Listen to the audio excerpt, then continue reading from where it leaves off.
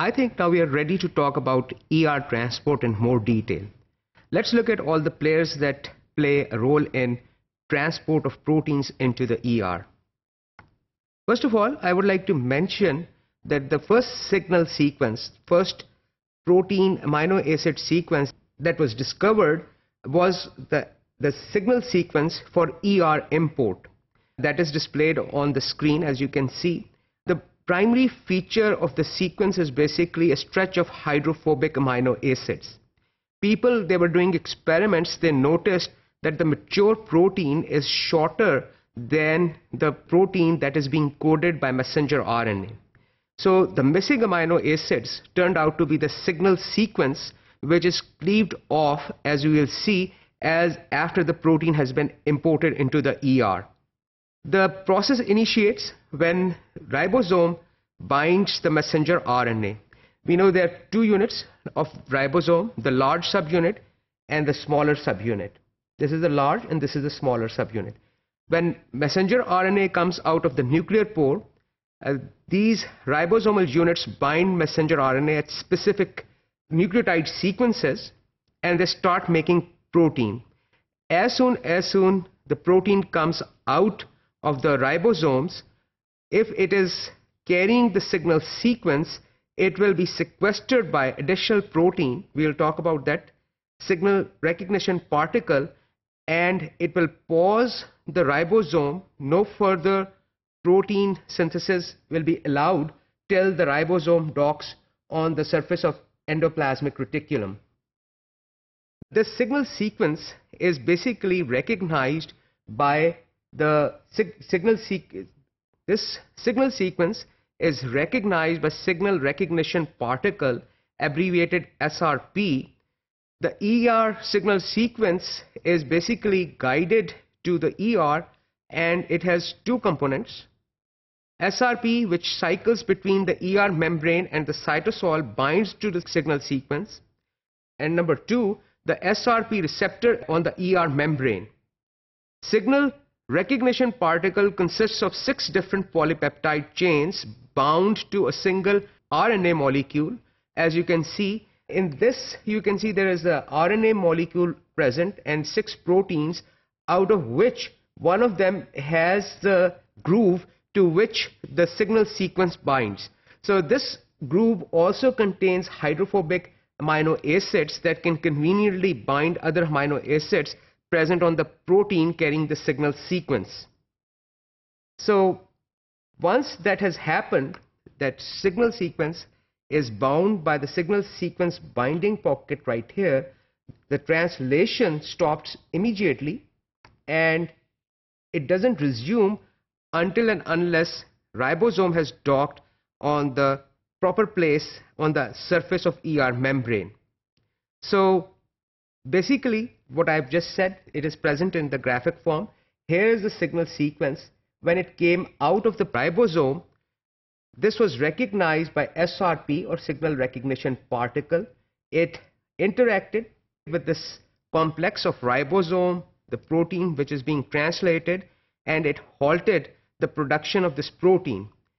This pause also gives ribosome enough time to dock on the respective place on the surface of endoplasmic reticulum. So this signal recognition particle basically serves two functions. One, it pauses the production of protein, and also it serves as an additional function, which is that it interacts with the signal recognition particle receptor protein in the rough endoplasmic reticulum membrane, and this basically interaction binds the ribosome, tethers ribosome to the ER, and lines up subsequently, the ribosome lines up with this translocator protein present on the ER. So now the protein can directly be injected into the lumen of ER. This safety mechanism is very important. For one thing, we know that proteins that are destined for lysosomes are also produced, and these proteins, if they're released in the cytoplasm, for example, they can create a major catastrophe, because these proteins or these lysosomal enzymes have one function, and that is to degrade macromolecules, different types of macromolecules, into their subunits. So let's continue and let's look at what happens next. So we have already seen that signal recognition particle has bound and paused the ribosome. Now the lumen of this large subunit of ribosome lines up with a gap which is present in the translocator present on the surface of ER. When these things line up, now ribosome has docked on its respective translocator. In this case, it is the name of this translocator is Sec61. The ribosome starts or resumes production of the polypeptide. So translations restarts, and now the protein is going to be injected directly into the lumen of ER. Here we can see this process in more detail. Here is our ribosome, the small subunit, the large subunit. Here is the Sec61, the translocator. This translocator is made up of 3 to 4 proteins, and they form a donut shape. This is the view if you're looking at the ER membrane face side up.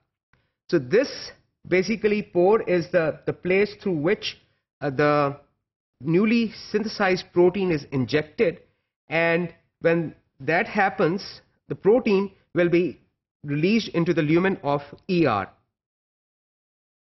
When ribosome binds the central hole in the translocator, it lines up, the tunnel in the large subunit lines up with the groove of the translocator and the channel in the translocator, and the protein is released into the lumen of ER.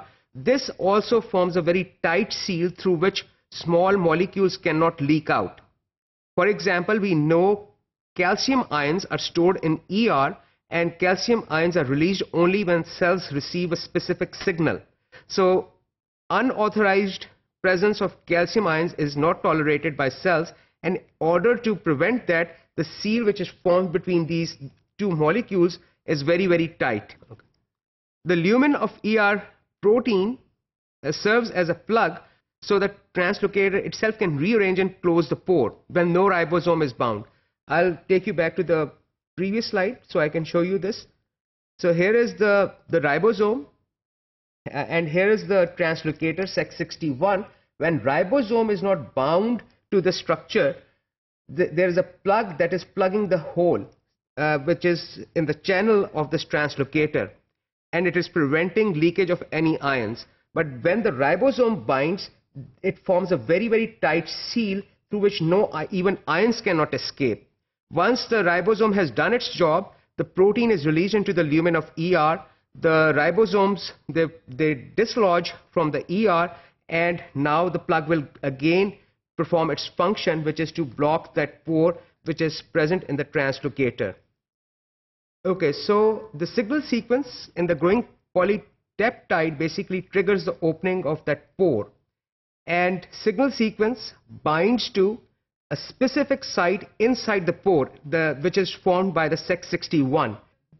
So these are basically the events that lead to opening up of that translocator Sec61.